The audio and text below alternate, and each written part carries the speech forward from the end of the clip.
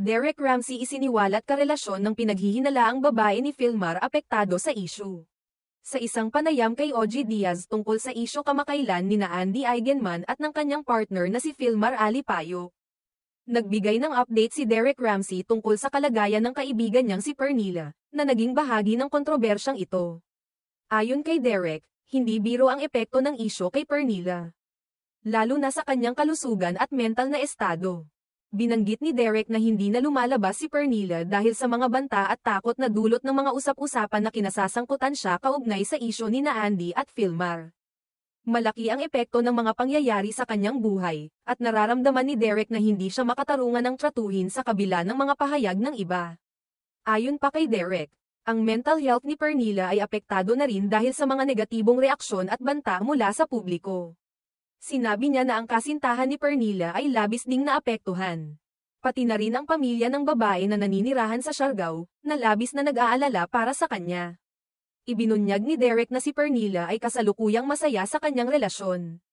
Ngunit ang nangyaring issue ay nagdulot ng kalituhan at tensyon sa pagitan ng mga sangkot na tao. Nagbigay rin ng mensahe si Derek kay Filmar, na siyang itinuturing na dahilan ng issue. At ipinaabot ang kanyang pagkabahala na hindi pa ito humihingi ng paumanhin kay Pernilla. "Why don't you have the decency and show some respect to Pernilla and clear her name?" tanong ni Derek kay Filmar, na may halong pagkadismaya. Ayon kay Derek, kahit pa naayos na ang sitwasyon nila ni Andy, may mga aspeto pa ng issue na hindi malinaw at nagdudulot ng hindi pagkakaunawaan. Partikular na sa kaibigan niyang si Pernilla na siya namang apektado sa kabuuan ng pangyayari. Tinutulan ni Derek ang ideya na ang nangyari kay Pernilla ay hindi pinansin. Kaya't nagbigay siya ng matinding pahayag bilang isang pagdepensa sa kanyang kaibigan.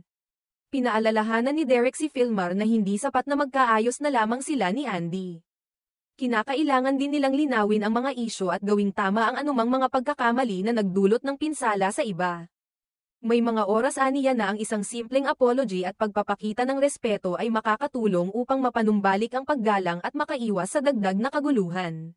Dagdag pa ni Derek, hindi imposibleng magsampa ng kaso sina Filmar at Andy dahil sa mga isyong ito.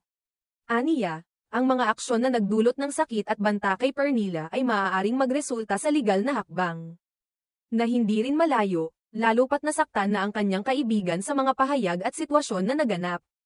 Muling ipinaabot ni Derek ang kanyang mensahe kay Filmar at Andy na sana'y maipakita nila ang kanilang paggalang sa isa't isa at ayusin ang mga isyu ng maayos at magalang. Sa kabila ng mga pagsubok at alingawngaw na ito, malinaw na si Derek ay nagpahayag ng suporta kay Pernilla, at itinuturing niyang nararapat na magpakita ng pananagutan ang mga sangkot na tao.